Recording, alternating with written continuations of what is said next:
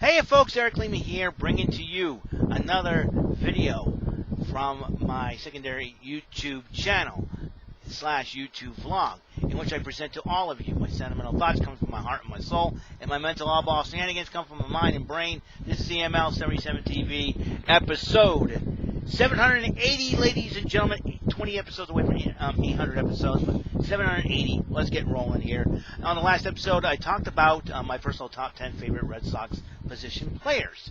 Now this time, my personal top 10 favorite Red Sox pitchers. That's right, Red Sox pitchers who have been firing balling strikes on the mound, getting wins, making hitters look foolish, opposing hitters look foolish, and I found my personal top 10 favorite Red Sox pitchers, and here they are. Let's start with number 10, Clay Buchholz. I know everybody's saying he sucked. Hey, listen, he got us to the 2007 World Series, and even though he was a rookie back then, but he got us to win the 2013 World Series, so he got a World Series ring out of this. So, and plus he pitched a no-hitter against the Baltimore Orioles in his second major league start. Who could say that? A lot of people can, but you know, Clay Buchholz did a wonderful job, and he was one of the no-hitters that I told that Jason Varitek caught. Number 9, Daisuke Matsuzaka. When I found out in the winter of 2006 that we picked up this kid, I've heard a lot of things about him. And it's like, is he? Rumor has it that he knows how to throw the famous gyro ball. So I'm like, gyro ball?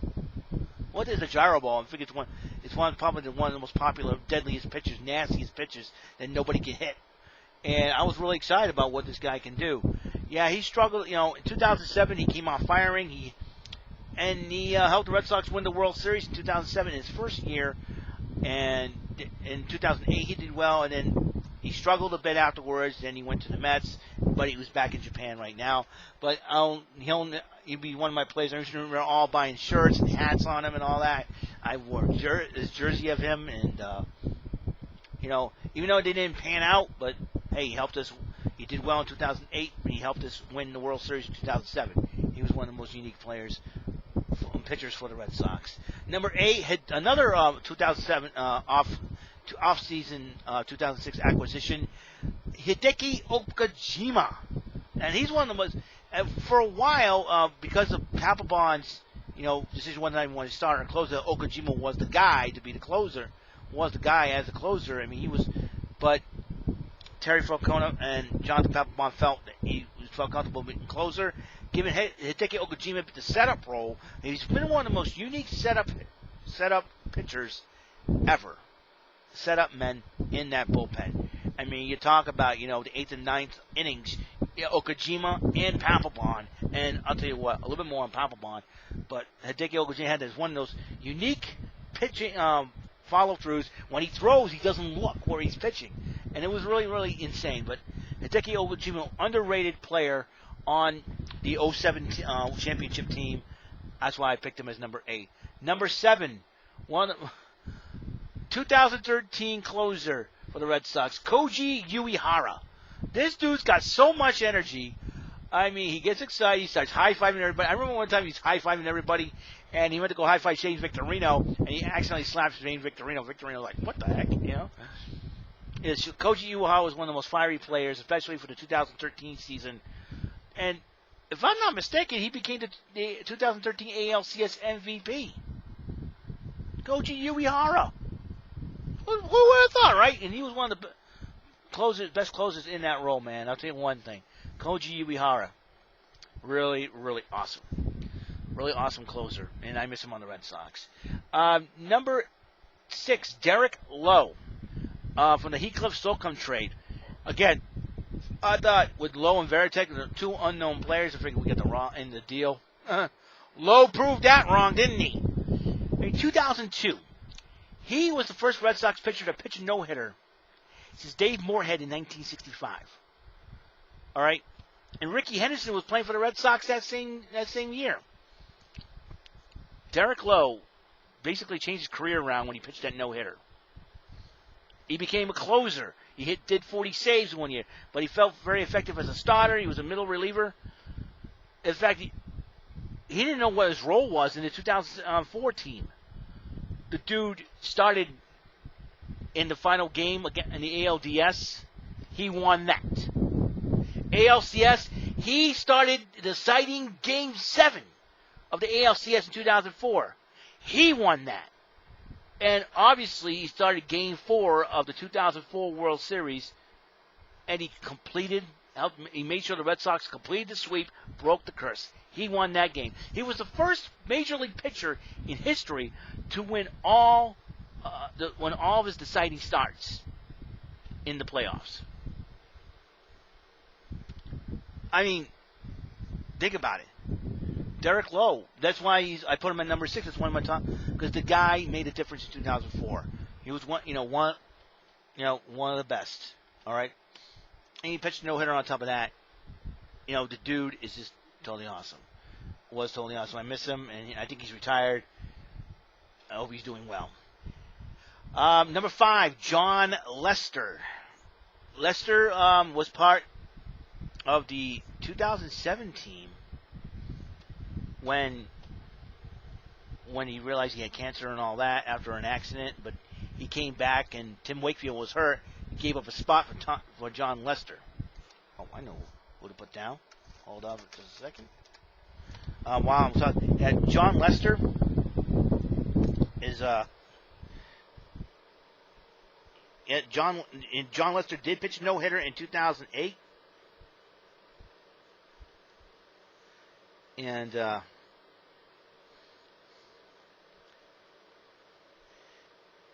just he pitched brilliantly in Game 4. Papelbon finished it off, and John Lester did pitch a no-hitter against Kansas City, and amazing. The man's nothing short but amazing. And then when he went to sign on with the Cubs, helped them break their curse in 2016. And which is, I think, totally cool. So that's why John Lester is one of my favorites. Number 5. Number 4, Hideo Nomo. Actually, not 2002. The year 2000, I think, Derek Lowe pitched a no-hitter. I got to look up when he pitched a no-hitter. Was it Derek Lowe? Let me try that again.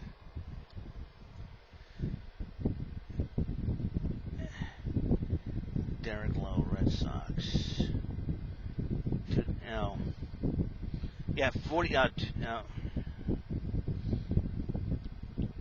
Ugeth Urbina. 2002. He did pitch it in 2002.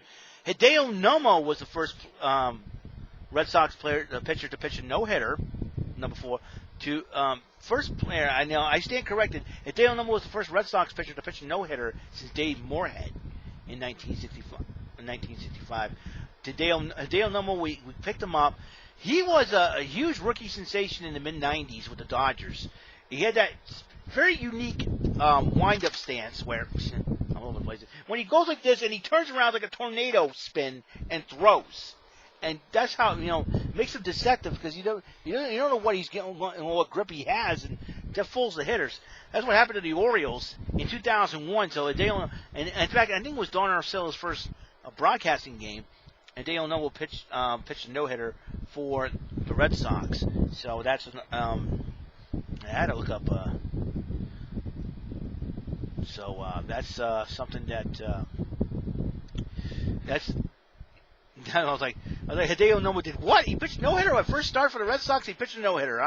How do you like that? So first time in the American League. So I think he was one of the few people that pitched a no-hitter in both leagues. He pitched one for the Dodgers, pitched one for the Red Sox. Hideo Nomo, he's one guy that I'm going to miss on the team. Number 3, the Rocket, Roger Clemens. Hey, listen, before all the steroid allegations and all the crazy stuff happened to him when he was with Houston and all, he was one of the best Red Sox pitchers. I mean, he had, 3 Cy Youngs with the Red Sox? He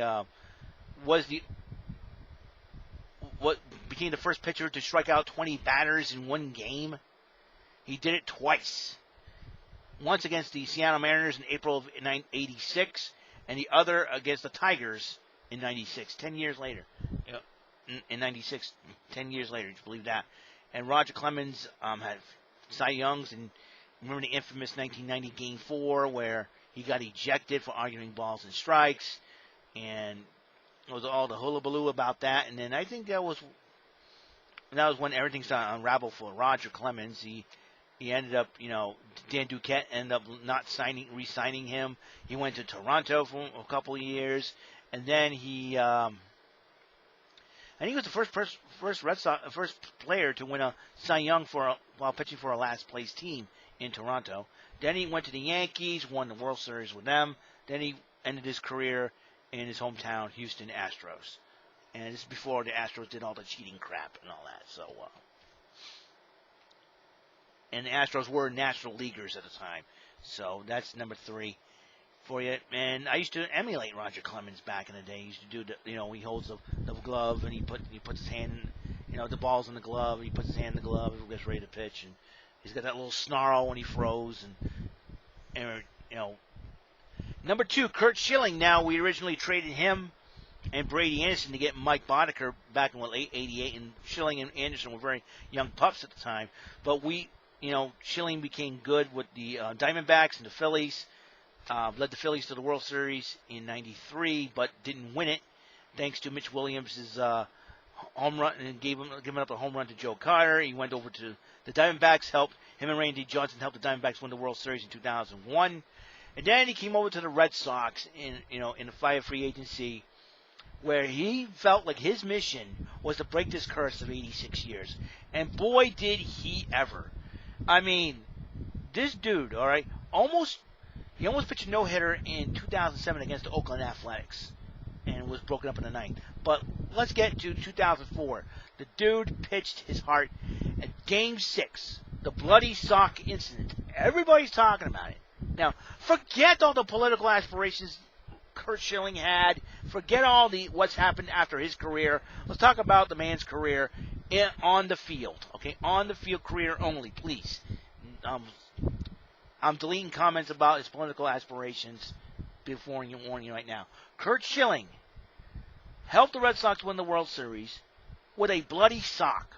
He pitched his heart out in Game 6 of ALCS, and he made sure in Game 2, I think he pitched Game 2, because Tim Wakefield started Game 1, and he pitched his heart out in Game 2 to make sure the Red Sox sweep the Cardinals in 2004 and break the curse. Curt Schilling is one of the main keys in breaking that curse. And the number 1, my personal top 10 favorite Red Sox pitcher, Pedro Martinez. Who's your daddy? Pedro's been your daddy, Yankees. Let me tell you. I remember Pedro Martinez coming over. He brought a lot of personality to the team. I remember it was Nomar Garcia-Parra and Mark Portugal had him tied up to a ring post. To a dugout post, taping his mouth shut because he's starting to annoy. I think it was against the White Sox. He started to annoy the White Sox, and they started getting on him and everything else. And I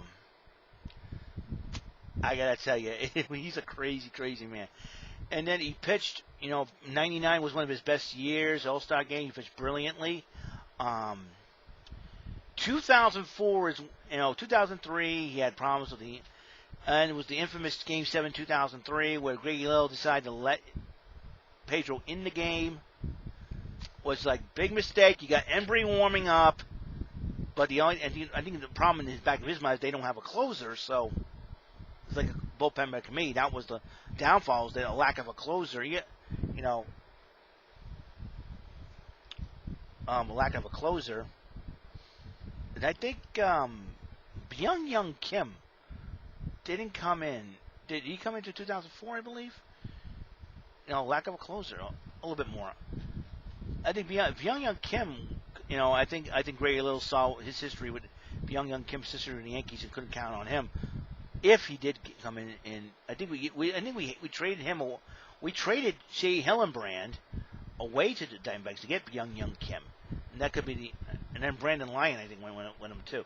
Well, anyways, to get Byung-Hyun Kim, and I think Greggy Little in the back of his mind can't trust it. I don't know if Greggy Little couldn't trust the bullpen or not. Whatever. great little letting Pedro Martinez stick in a little longer cost the Sox in the end, and we all know what happened after that. But Pedro Martinez, 2004, changed that around. In fact, to the point where he says, "I'll tip my hat to the Yankees, call them my daddies," and then they started taunting him with the "Who's your daddy" chants. And who's your daddy? But in the end, the Red Sox been your daddy. Hey, your uncle and your daddy. Red Sox been your daddy. Yankees in 2004. And I mean, I remember, when Pedro says, "Oh, you're talking about chant at me? Who's your daddy? Who's their big poppy now?"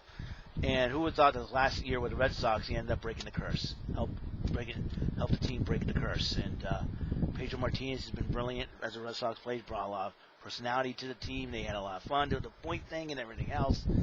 I think it was great having Pedro on that team. I remember, saying, "I finally got over the Yankees," And he said a lot of crazy stuff like, let's dig him up so I can hit him in the rear end. The Babe. Let's dig up Babe Ruth so I can hit him in the rear end. He's all probably all nothing but bones by now there, Pedro. So I'll put a skull and you can hit it, Anyways, Pedro Martinez was one of the best and brought a lot of life to the Red Sox team and helped to break the curse. So Pedro is the man. All right, let's start the honorable mentions. Lee Smith, late 80s. We got him from the Cubs.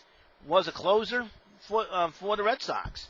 He was pretty good at that. So, and Lee Smith at one time was the all-time saves leader until Mariano Rivera just blew him. By the way, or was it Trevor Hoffman? Between Rivera and Hoffman and Lee Smith. Jeff Reardon, another closer in the 90s, especially that in the early 90s, especially that 1990 game where Tom Bernansky made that circus catch for the Red Sox to win the division. Frank Viola, I think, was part of that team as well. One of the best left-handed pitchers ever. I remember when him and Roger Clemens, I thought we'd be pretty good. Jonathan Papelbon, the closer. Man, he had that Dave Stewart-like stare. He was probably the most intense player so much. I remember when he left the Red Sox, he went to Philly, didn't do well with them. Even with Terry Francona managing the Phillies back then. And then you got his incident with Bryce Harper when Harper was only a rookie. And then he argued with umpires and all that. But we'll never forget his antics in the 2007 season. Dancing around in his underwear, half drunk out of his mind, dancing to shipping up to Boston by the Dropkick Murphys. But it helped the Red Sox win the World Series in 2007. And he throws the gloves away. He just got pumped. One of the most intense closers. There was a huge thing one night we want to start to be a starter or a closer, and he decided to become a closer, and everything was starting to gel well together in the bullpen, and boom. And then the Red Sox acquired Eric Gagne. They probably think that Papelbon needs some rest. You got Eric Gagne. Gagne did not work out. Hey, at least Gagne was part of the 2017 and helped them get to the World Series. Keith Folk was the guy. He was the guy that made the save in 2004. Underhanded the ball to Doug McCavish to make sure he held on to it. He did not want to go. He made sure to walk over and throw it to McCavish. Got the out. Got Renteria out. Red Sox broke the curse. This guy, he was the main key in breaking the curse. Another guy in that bullpen, Mike Timlin. Brought a lot of personality to him and Alan Embry. I remember Timlin was part of the Toronto Blue Jays team that won the World Series in 1992 and 93. He was part of that. Timlin, he's been through a lot. We went over to the Sox, and he was part of the team that broke the curse as well. And also in 2007. So Mike Timlin has 4 World Series rings, 2 with Toronto, 2 with Boston. And my last honorable mention, Tim Wakefield. The guy throws a knuckleball like nobody's business. He gave up the home run to Aaron Boone in 2003 ALCS, but he finally was there when the Red Sox broke the curse and finally got over the hump with the Yankees. He gave up his spot when he was hurt. He wanted John Lester to have the opportunity. He was an ultimate team player. Tim Wakefield was the man for the Red Sox. So these are my personal top 10 favorite Red Sox pitchers. If I've missed anybody that you would know, please mention them in the comments, and I'll see whether or not if I remember them. All right. That is all the time I have on this episode of 780. My personal top 10 favorite Red Sox pitchers. I hope you guys have a wonderful day, and I hope you guys have a blessed day. And hopefully you have a better tomorrow. All right? I'll see you guys later. You guys have an awesome day, and smile. All right? Be excellent to each other. See you on episode 781.